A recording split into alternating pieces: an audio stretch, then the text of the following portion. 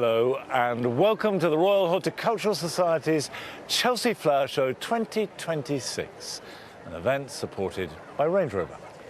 Fresh from Main Avenue, I'm swapping my role as show garden designer to join you, Monty, and I am delighted to be back. Well, it's lovely to have you back. How was it as an experience? Well, as an experience, as you know, doing a show garden is tiring. No, it's not tiring, it's utterly exhausting. It is, but you know, Yeah. I've really enjoyed the experience, and you know, I'm a chatterbox, a little bit talked out, but ready to kind of go and explore other gardens. All right, let's go. Come on. Good. Let's crack on. Okay, so tonight we're focusing on a subject close to my heart, Monty, because not only are there many of the designers and exhibitors embracing creativity and innovation, but they are also encouraging us to do the same in our own gardens. Now, a really good example of that is the garden behind us, which is the Cleary Gottlieb Time for Creativity garden, designed by Christina Cobb. Now, the first really important part of this garden is that you take your phone out and you put it in this little tray so that you engage with the world directly rather than through the endless medium of a phone. And that opens up all kinds of possibilities. And what's great as well, Monty, this garden has brought the studio here in the centre of the garden, so I can come in, do some craft work, get the activity of using one's hands and brain in a different way. It's very beautifully made, although I have to say I would use it as a greenhouse because, of course, gardening is a craft. I know you would. And the planting changes. You've got Lysimachia Beaujolais, an old friend, these lovely soft colours, but everything here is handmade. And that is what we're enjoying. We want to be outside, getting off the screen and being in the moment. I think that's what people are forgetting, to truly be in the moment. Yeah, absolutely. Yeah, absolutely that. But this isn't the only space. It's packed with artistic influence. There's more. Come this way, Monty. Right, lead on.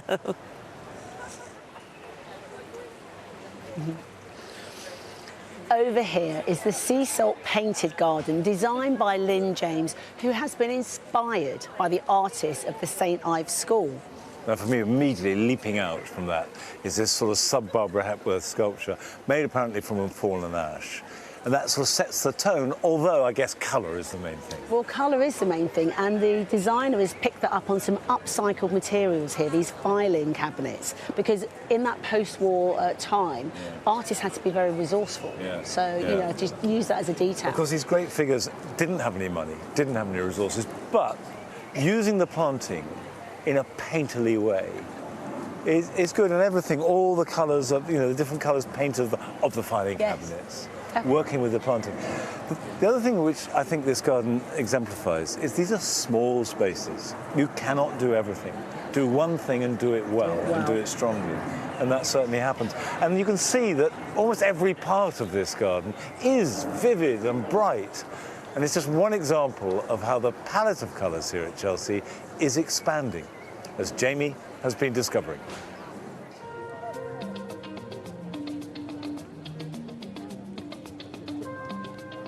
One of the main trends I'm picking up on from Chelsea this year is that colour is back. And no more so than in the Boodles garden, designed by Catherine MacDonald.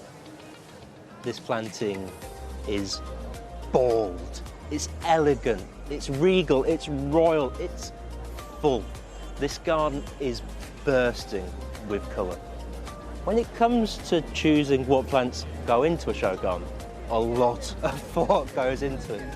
From where the plants would naturally grow, what plants would naturally grow together, what colours work well together, but then also what these colours represent. And what Catherine's done here is celebrated the Royal Historic Palaces and used plants like this Irish superstition here that are to represent the feathers of a raven from the Tower of London.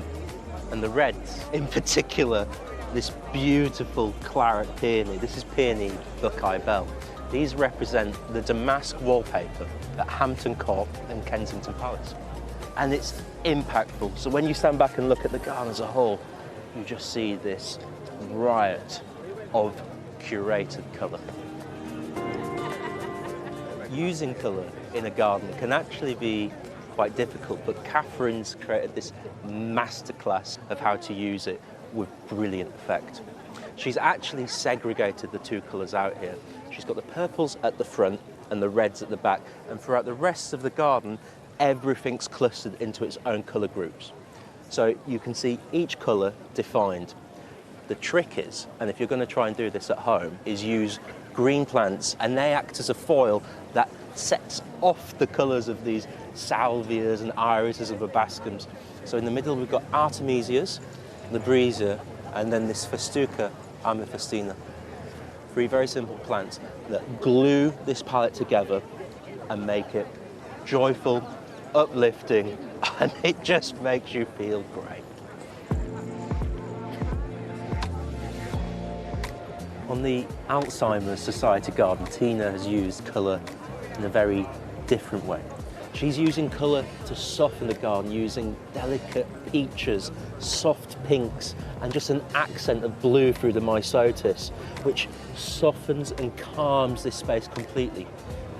Tina has even used colour in the trees that she's chosen. This is Malus tickled pink, which is an eating apple, but also at this time of year has the most beautiful pink blossom.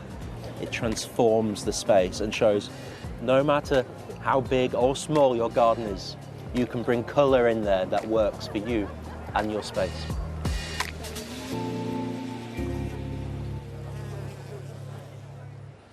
One of the most eye-catching designs here is the Project Giving Back Garden by James Bassel. It is unlike anything ever seen here before. It's striking, rugged and wild, just like the place that inspired it, the south of France. For me, the Chelsea Flower Show was a big dream. I started in 2012. I've had 4 goals. This will be my 6th Chelsea Flower Show garden. I did my last garden in 2017. Got Best in Show on Main Avenue. And it really helped me make a name for myself. So I was really, really grateful for this opportunity. My name is James Bassel. This year, we're making a garden for Project Giving Back. Project Giving Back is this charitable organisation that have funded 60 gardens and 60 charities, and then those gardens have been broken down and then rebuilt somewhere. I've lived and worked in the south of France for the last 25 years. As a kid, I walked these hills. I was brought up half down here, and I spent my time drawing these landscapes. And I'm extraordinarily drawn to the toughness, the barrenness, the meanness. And what excites me the most is to see how things are doing so well. So my garden this year at Chelsea, it's a garden born out of a tough, difficult environment. The hope is that you get a sense of that resilience. Rumble, come on. Resilience for me is almost like a moment when you've overcome. Maybe there's a sense of renewal, you've survived, you've managed to overcome difficulties, got your mojo back, everything is starting to roll again, and it's that kind of beauty of resilience that I'm really excited by and I'm really interested in demonstrating. This year's flower show is based on a landscape that a friend showed me one Sunday morning. You wander through this woodland and out pops the ochre mines of Provence. They're these very dramatic ochre cliffs. Ochre is a compacted sandstone, and the extraordinary thing about this material is it's quite soft, and so the wind and the rain is constantly cleaning it. So they keep their resonance. They're constantly bright and brilliant. This material was used to create a very concentrated amount of ochre, which is used in renders and painting. Commercial mining stopped about 60 years ago, and so they've been left to rest. And it's within this 60 years, this new landscape has evolved. Through this landscape has come pine forest. So there's this rare moment where you can see the mineral landscape dissolving and the vegetation landscape evolving. Here we're looking for the character of the vegetation. It's something we want to bring to the Chelsea Flower Show.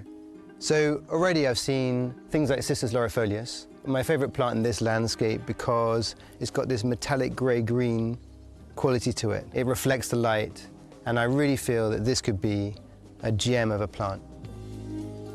Having seen the Ochre Cliffs, it's still quite an uncomfortable space. It's not somewhere where I feel people will look at it and think, oh, I'd love to be there.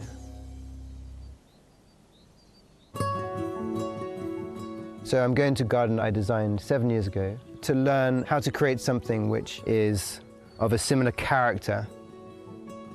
Here in Gord, nature and garden have blended. And so I really wanted to see how that's working, so we can just tune down the wildness, the messiness, to the point where people feel welcome into this garden. The particular challenge of this landscape is the fact that there's no soil. So the fact that this landscape is made of stone, it really gave us the chance to use gravel as the overall material. It runs under the plants, creating a kind of mulch, allowing our plants to self-seed well. So it's a real kind of methodology that we use to look at landscape and bring them into gardens.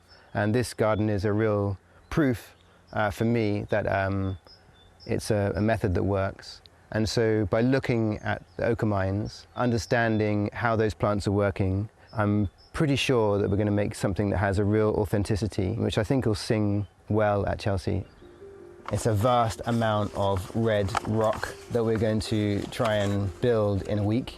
This is the area of the garden which will be made of willow and poplar, and there'll be a small stream running through, and that gives us a real chance to show a different type of vegetation in this landscape. So we're using Pinus sylvestris, but there's also Pinus halepensis and Pinus pinasta.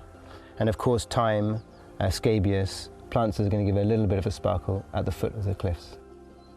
The big challenge is these rocks. They've got an enormous presence. Now we have to bring this to the public in a way that will be as dramatic. Every time I come here, the thing that really inspires me is that this mineral landscape is disappearing and the vegetation is renewing the landscape. It's overcoming the potential hardships that happened here. There's this real sense of positivity that all this tough, hard mineral landscape will slowly disappear. That tone and texture is what really will hopefully sing true and really tell the story of resilience, renewal. Hopefully there's a quiet resonance with Project Giving Back's work. You get that? Well, here it is, the finished garden. And I think it's only fair to say that at this year's Chelsea, this has attracted more comment. Not all of it good Yep. than any other garden. How does it feel for you, having done it? Project Giving Back called me in 6 months ago Right. to make a garden. And I said, I really don't have time. And so I've got one thing for you. Yeah. And if you're happy to do that, then let's give it a whirl. And I said, but by the way, it's not normal. Yeah. It's not what people expect at Chelsea. And they said, we want to bring attention to all the great work that Project Giving Back has done over the last 5 years, Well, you've 63 succeeded. charities. And so here we are. I actually think it's fascinating on two levels, and we can talk about that. The first is these ochre quarries are so extraordinary. Yeah, amazing. And the story of the regeneration. Yeah. So a mate of mine took me for a walk after lunch, and he said, would you just come and have a look at this, James? I really think this is special. And we entered this woodland, and I was blown away. It was unbelievable to see this landscape. And kind of what is so amazing for me is that materiality, which is so soft and crumbling. And so the hard materials, the structure is just dissolving back into the landscape. How did you make the hard materials here? So we couldn't transport a piece of Roussillon to here. So with a very clever team with Mark Wyman Landscapes, they made this big metal structure, and then we pre-rendered it. So Guy Valentine came with 10 men, and in 2 days re-rendered this whole landscape. He'd been to France, he'd been to see the landscape, he'd understood it, and then we just let him at it. Do you feel that the story, which, we've seen this film, which is fascinating, completely fascinating. needs to be explained to people for them to appreciate it as a garden? Because this is the other question, the other debate, is what is a garden? Yeah. When is a garden not a garden? Yeah. Is that something you want to engage in? Absolutely. Yeah. I mean, I think I'm here, I'm standing out front, I'm showing photos, Yeah. we're sharing the kind of stories so people understand it, because we do know it's a bit of a challenge to imagine this as a garden. And whether this is a garden, Monty, is kind of maybe for you to say, but for me, it's a garden as soon as you bring humanity in. I agree. So as soon as there's a touch of care, Yeah. be it a broom, Yes. it's gardened, and therefore it's a garden. But of course, whilst I agree with you, a lot of people say, no, that's Yeah. not a That's proper not a garden. garden, No, where the that's not a roses. garden, yeah, exactly. Yeah. But that's kind of challenging, is great to see. Now, how does that relate to Project Giving Back? So Project Giving Back, have done this 5 years, 63 charities supporting an enormous amount of people with this incredible quiet energy. And this landscape for me has been about this very quiet and slow energy which is reviving quite a damaged landscape, quite a challenged space. But when you come back into this landscape, you really feel this extraordinary quality and beautiful space. And I think Project Giving Back has done that. They've brought this new energy, this new kind of fire to Chelsea, and to 63 charities all around Britain have been touched by their very graceful energy. Well, I think this garden is completely stimulating. Thank you. And I rather love it. Thank you very much. I hope lots of people see it and share that message about Project Giving Back. Thank you so much. Thank you, Monty. Thank you. This is the greatest place for growers to exhibit their finest plants, some of which are brand new varieties never seen before. Carol's been to hunt just a few of them out, so get your notepads at the ready because you're going to want them in your garden.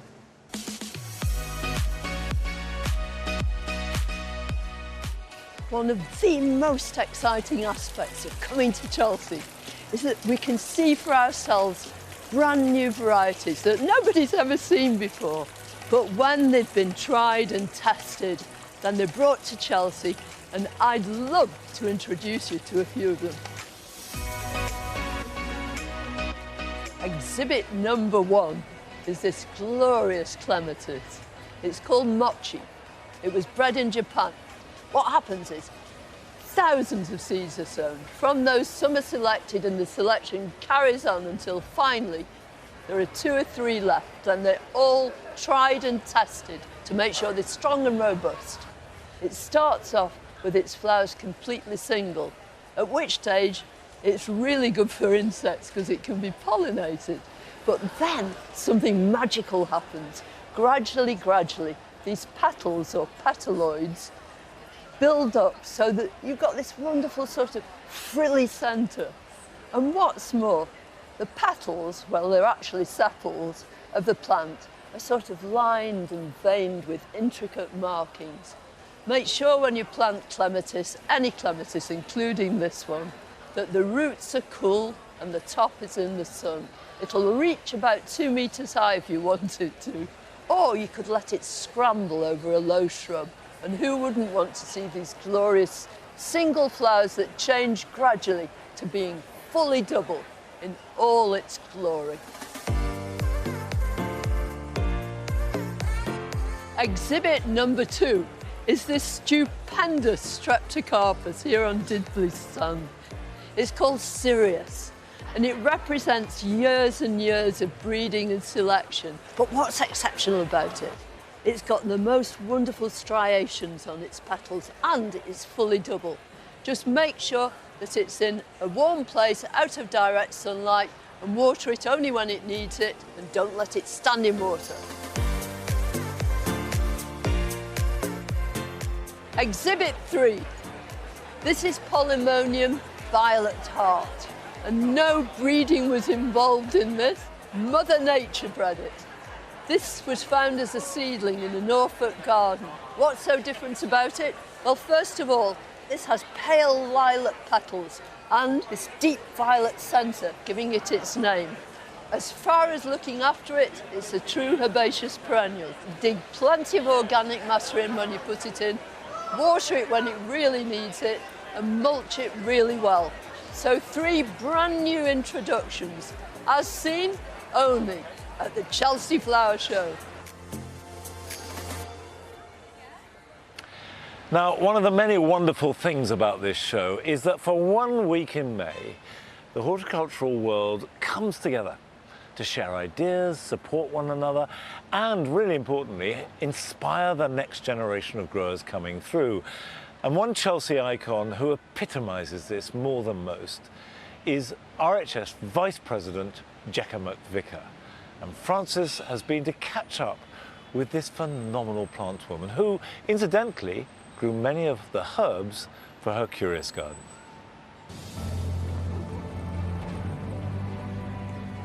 Jekka, we made it, and your plants made it. You've made it in style. I cannot take my hat off enough to you. I have loved working with your plants on this garden, and I don't know if you've seen, but on the front, that's kind of my Jekka's corner.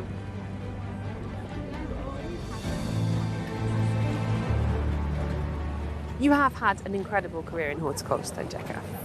I've had the most wonderful 40 plus years. I really have. It's not a career, it is a living. My mother is my main influence.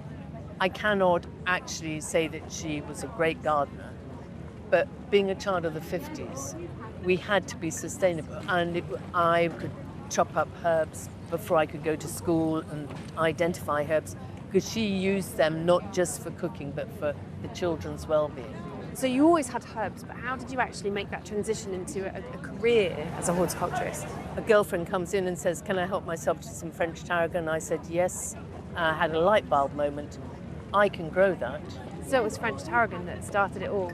It was French tarragon, yes. Love French tarragon. Who were your influences as females in horticulture? There were 2 prominent people that you would know. Penny Hobhouse, and she was Penny to me because I knew her as a child, taught me about colour. And Beth Chatto, right plant, right place. Are there any particular kind of moments through your career that you look back on and are particularly proud of, or fond memories? Getting my first gold here, I was camping in Battersea Car Park. Everyone camped in those days. Yeah, the friendship we made then, it has stayed with us, just like the school run, but it's more so. How have you seen women in horticulture and their role changed through your career? We are a small gang. I would like to say it was better than it is, because if you look at the Great Pavilion, how many nurseries in there are run by women? What do you think the future holds for women in horticulture? The future is all about passing on the knowledge. To encourage women to come into this industry, we have to give them the skills. We've started a thing called artistry, which is us elderly nurserymen passing on our skills. And then that will give women the chance. But I actually think for women, the only way forward is in the cooperative, to make a cooperative so that you can balance children and work and everything. Because plants are 7 days a week, and that is the future. Amazing stuff. And did you know Jekka's actually won 62 RHS medals across her career, including 14 goals here at Chelsea, a true icon. And speaking of award-winning, it's time now to reveal who the RHS has chosen as the winner of the Best Small Show Garden 2026. Here's the moment the Director General of the RHS, Claire Mattison, surprised them with the award. And you have got RHS Chelsea Flower Show Best Small Garden of the Year Award. Hooray! Taking a look at this garden, you wouldn't really know that it's been inspired by London, but that's what's really clever about it. Take a look at the back wall. It's actually oystercrete, and that's referencing the oyster trade that used to be prevalent in our city. And then there's things like using Portland stone and this lovely verdigris copper, which we'd find in the sort of financial district of London. But this is a pocket park, and this designer wants us to be able to ensure that in the future we've got the planting that's going to actually work in our cities. So using things like the fennel, and there's the bascums, even plantago that many of us think of as weeds. But the one thing that I really like is that under our city there's all of these hidden rivers, about 20 of them, that have been re-diverted, and the designer has cleverly used a water feature to depict that.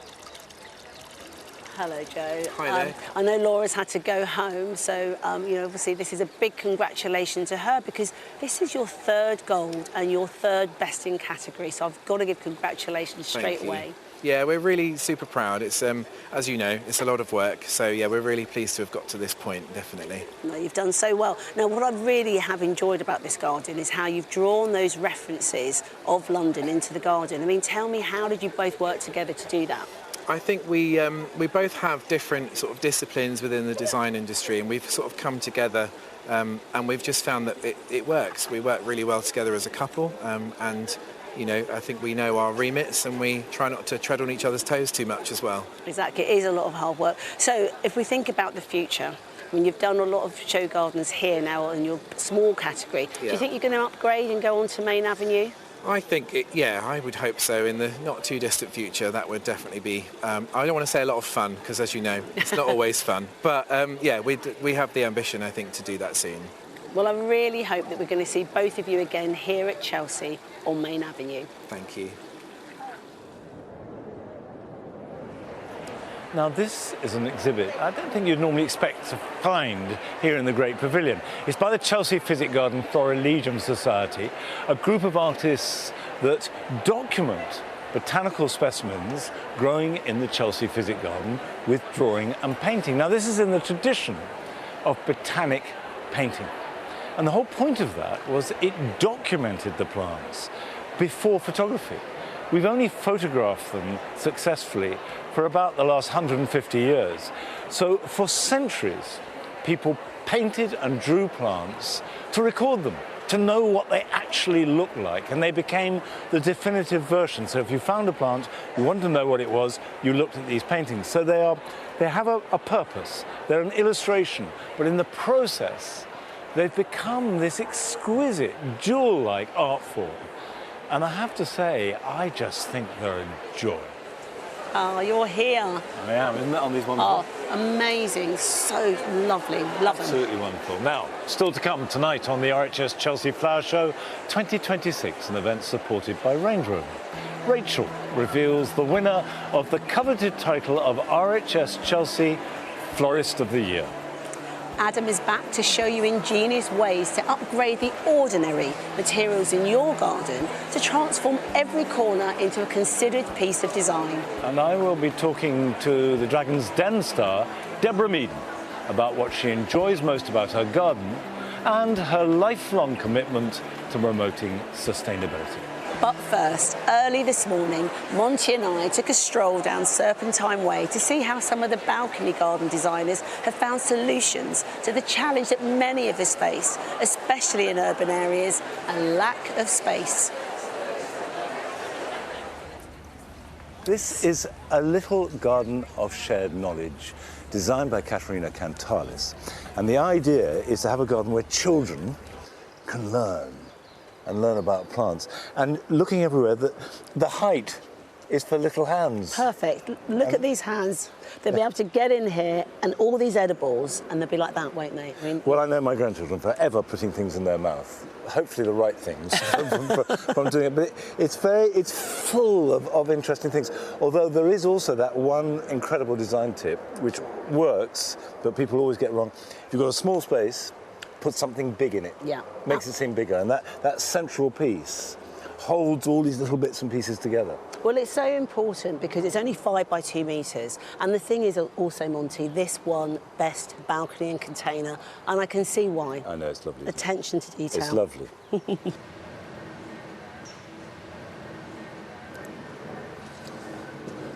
Now, this is Fetacairn, the Angel Share, designed by May Starey. Now, The angel share, of course, is the part of whiskey when you fill it up to the cask, the barrel, seal it, you open it up again later when it's ready, and summer's gone. And that's evaporation. It's said for the angel share. And I just noticed this. This is the angel. And of course, at Chelsea, when it's got gnomes this year, and you can see he's delighted at having drunk his whiskey. He's had your portion. The whole garden, of course, is based around whiskey. But the thing I like most, actually, is the wall behind, because that's lime plastered. Yep. And it means it's changing. As it gets wet, it's changing colour. And in Chelsea, which is obsessed by fixing things, nice to have something that cannot be fixed. No, well, I agree on the colour, but I like how it's been framed by the copper piping. You've got this lovely frame here. And, of course, all the colours in the planting are reflective of these warm tones of the whiskey. And we are standing on a resin cork floor. Bit different. Good. There's a sense of playfulness about this. I like that. And him, he likes it. Yeah, well, he likes it. He's obviously it. had a very happy time. And this is the Tales from the Riverbank Garden. It's designed by Susie Kennedy and Kate Henning, and I believe it's Kate that lives on a houseboat. It is, and I think you can see how she's brought the whole charm of that onto this space. It's absolutely delightful. Well, I was talking to them earlier, and they were telling me how they've reused everything from their homes. They've made things, scaffolding planks for the walls and the floors. And that kind of creative energy and sort of zest come through, doesn't it? Well, it's so important, you know, to have your personality in a garden. Yeah. But look up, though, Monty, because very clever use of having that upper balcony. I was walking by here on Sunday, and immediately I thought, yeah, that's good. Yeah, that's really good. One little tiny detail is that I really like to see this contorted hazel. It's one of my favourite little shrubs. It's great. Very good. While these gardens make the most of small spaces outside, over in the Great Pavilion, Rachel has been exploring cutting-edge design for inside the home as she looks at the floral creations of those competing to be named RHS Chelsea Florist of the Year.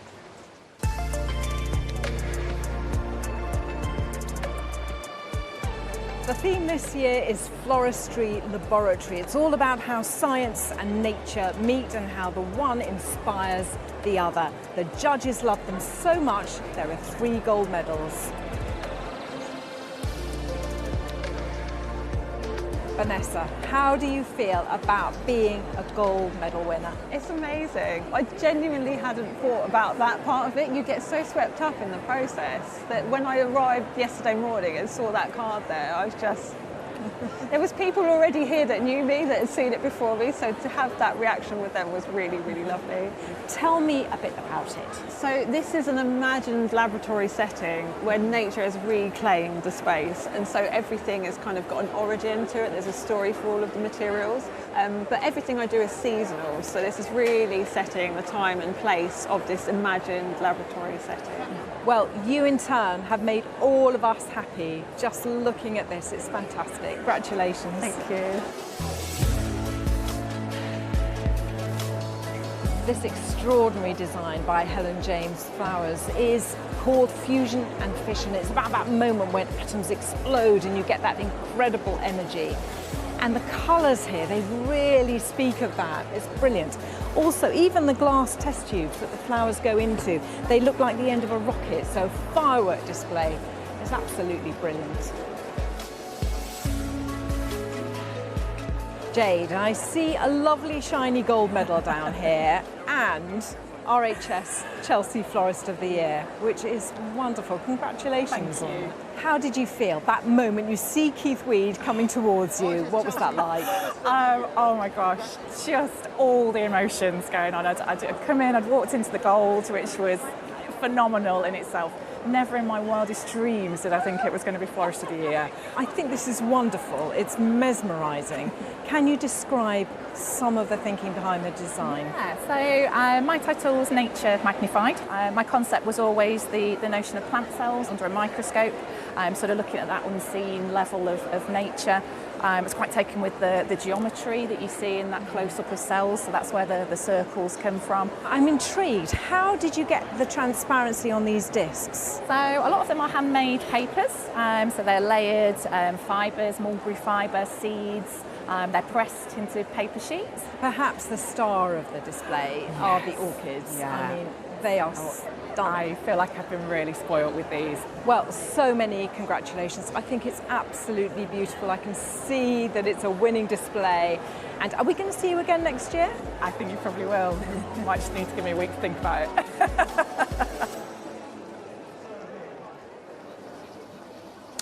Now, my next guest is a huge advocate of the benefits of engaging with the great outdoors.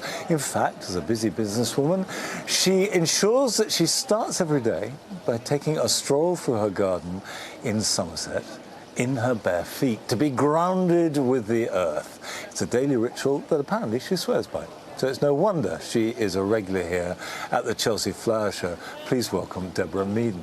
Deborah, brilliant that you walk in bare feet. Does that mean we should all be walking in bare feet in our gardens? I think we should touch the earth a little bit more often. You know, it makes a big difference to me. Like you say, busy life. But to start the day, and it isn't just about being barefoot in the garden, it's about being still. You know, when we live in this world, this fast-moving world, you know, it's quite nice. Just take a moment to hear the birds, pay attention to what's going around you, and have your feet in the grass. Tell me a little bit about your garden. In Somerset, you say? Yes. Describe it to me. So it was a farm. So when we bought it, it really didn't have a garden. 26 acres, and the house is in the middle of it. And the best way to describe it is it's very wild at the edges. So we're really keen on letting wildlife in. We've got otter, aren't we lucky? So we've got lots of wildlife, lots of birds. But as you get closer to the house, it starts becoming more cultivated, you know, so around the house, and particularly the area is quite wet, so around the house we have a lot of paving, so that when I want to walk when it's actually raining, I actually get to walk on the paving. And you walk in the rain? Oh, well, any day. Ice, snow, rain. And I mean, people don't, rightly or wrongly, associate extremely successful business people with gardening. I mean, they seem to be counterindicative. Is that either fair or true? I mean, should business people be gardening, and should gardeners be business people? No, I would. So should business people be gardening? Absolutely. I've met a lot of business people I think would benefit a lot from doing gardening. I'm better. How? Why? Well, I know I am better. So in this busy world where you do have to have an organised mind, you know, I know I've got a lot going on. I think to start your day well is very, very important, and just to make sure you kind of reset. And that's what gardening does for me. The other thing I would say about gardening is that in business, people can get very impatient and very anxious. I can shout at those plants as much as I like. They are not growing any faster. So it teaches patience and resilience and long-termism. No, I think gardening is a brilliant thing for business. So you come here to Chelsea regularly, with your shoes on, I have to say, very nice shoes too. Shoes, though. Yeah, but what is it that you get from Chelsea and B, are looking for? Well, it's very annoying for Phil. So Phil looks after, is my head gardener. And what I do, I come back from Chelsea with lots of new ideas. So the garden is all going to change, obviously. And then Phil waits for 2 weeks. And if I'm still going on about it, then he does it. And if I've just forgotten it, because of course there's just so many amazing gardens, you know, but I do look for new plants. You know, and new planting, because what can happen, certainly in our garden, we have a holding bed, and we tend to get more of the same. So we're constantly cultivating the same plants, and it's very nice to come and see a slightly different thing. And I think actually I could use that in that spot in the garden. And I know that sustainability is very important to you, and that you've been involved with those awards. Tell me about that. So I like to tell everybody I'm a judge at Chelsea Flower Show, but I have to clarify that. So it's for sustainable businesses. So sustainable lifestyle product of the year, sustainable business of the year, and that's what I've been doing this morning. And it's fantastic to see. The thing I say is that if you love your garden, you've got a better chance of understanding what's happening in the world and what's happening in nature, and seeing businesses that are deeply, deeply tackling sustainability. So not on a shallow level, but, you know, the winner of the Sustainable Product of the Year, which I presented this morning, it's a wooden planter, beautiful wooden planter, but it's made from recycled wood, and it's made to last, and it doesn't have any of the nasties impregnated in it. You know, so, and Silic, which is a tea that you make from wildflower, organic wildflower meadows, you know, and that's, again, it's not just about the tea, it's about the insects that will be helping, you know. So I love seeing the depth at which sustainability is now reaching into businesses. Well, I think it's a very noble enterprise. Enjoy the rest of Chelsea. I hope you have time just not to judge, not to rest, but to find your new plants. And thank you very much for talking to me. Thank you. I've thoroughly enjoyed it. Thank you. Next, former doctors David and Gal Shields have made their return to RHS Chelsea after a 7-year break, hoping to bring something very special to the Great Pavilion, creating not one, but 4 Primula auricular theatres.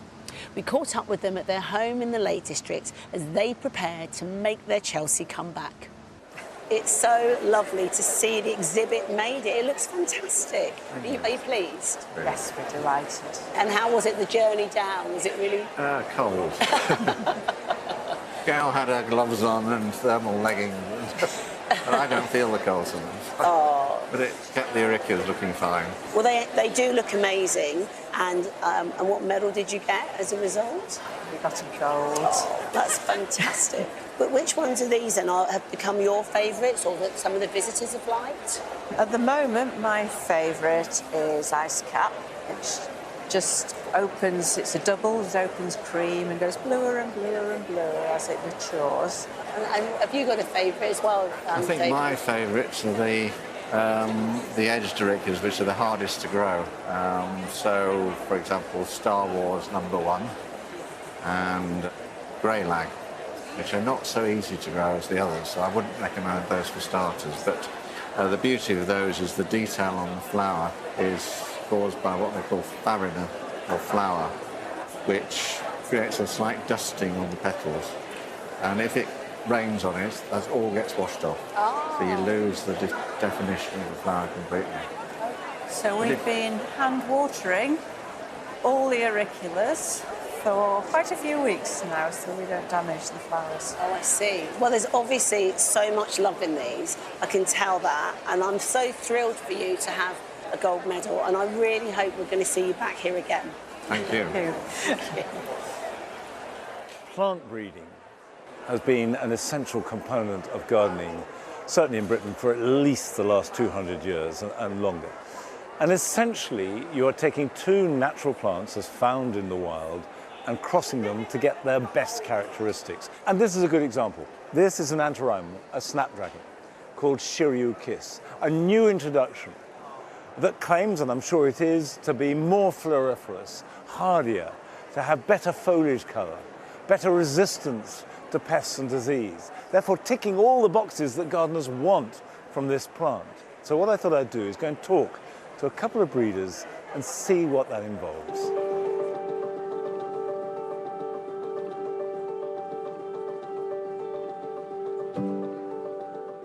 I've come to Harkness Roses to talk to Philip Harkness about how roses in particular are bred.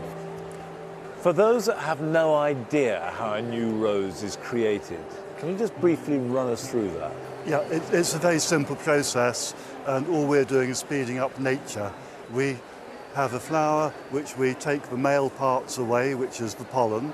We then select the pollen from another rose, and with a paintbrush we pick up the pollen and we apply it to the female. We're looking for health, we're looking for plant habit, we're looking for perfume, colour, something that doesn't fade badly, all the characteristics that make the rose one of the most beautiful garden plants. Have some roses had a sort of more troublesome development? In 1994, we stopped using any fungicides to prevent disease in our trials. We were the second nursery, I think, internationally to do that. We want to see the disease. When we're testing and trialling them, we give them a tough time. It sounds counterintuitive to want to see the problems of the rose, doesn't it? Yes, but if I have all the problems and you don't, we're both happy. Now, the Duke of Edinburgh rose features strongly this year. What were the characteristics? The Youth Without Limits rose, it loves sunshine. It has pink shades and amber shades, and the more sunshine it gets, the more the colour changes, and as the flower ages it goes pinker and pinker,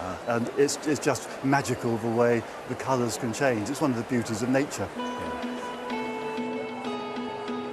I've come to Siena Hosta to chat to Chris Potts about the huge diversity of hostas. Chris, just to start with, how many different hostas do you have in all here at the nursery? Here we've just got a couple of hundred, but at the nursery we have a couple of thousand different varieties. And how do you breed hostas? What's the propagating process? So for us, they're from sport, so it's like a genetic mutation. Okay, let's just be clear, because there'll be people watching who don't know what a sport is. Okay, so that's a plant that's just, if you grow 100 plants on the nursery, one might come out ever so slightly differently, a slightly different colour. But are certain colours more popular? Do they go in and out of fashion? I love the blues, which grow in really, really deep shade. And the deeper the shade you give a blue hosta, the stronger that blue will be. You see, that's a really good bit of advice for people.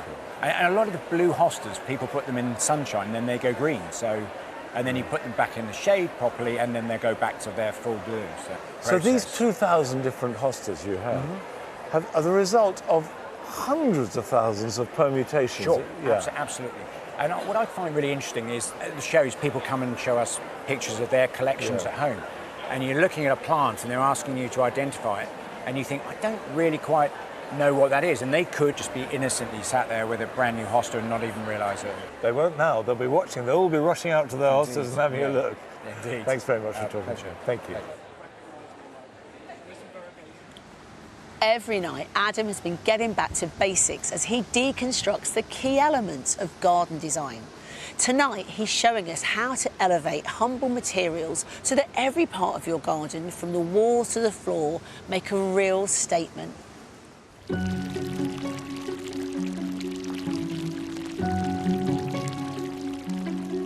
It fascinates me when we come to creating gardens.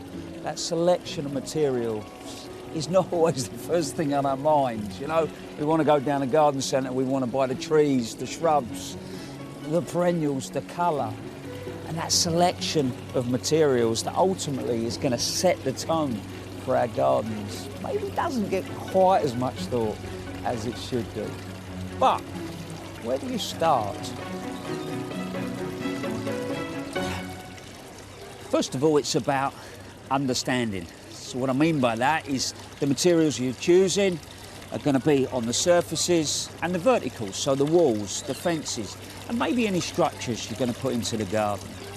After that, the most important thing is how the light moves through your space. And what I mean by that is, say that wall behind me, that faces north, and I put a real dark paving down as my terrace colour, that's going to suck in any light, and it's going to feel slightly depressive, especially through the winter months. So that selection is so important. As I said, it sets the tone. So, when it comes to that architectural tie, at the moment, yeah, we've got red brick, but that could be render, stone, whatever. We chose our paving. Here we've gone for a grey. It tones in really nicely. How do we then repeat? Well, maybe a brick edge around that terrace and then a brick path, maybe a brick wall. So ultimately, all we're trying to do is just glue the garden together, you know, and then it just feels good.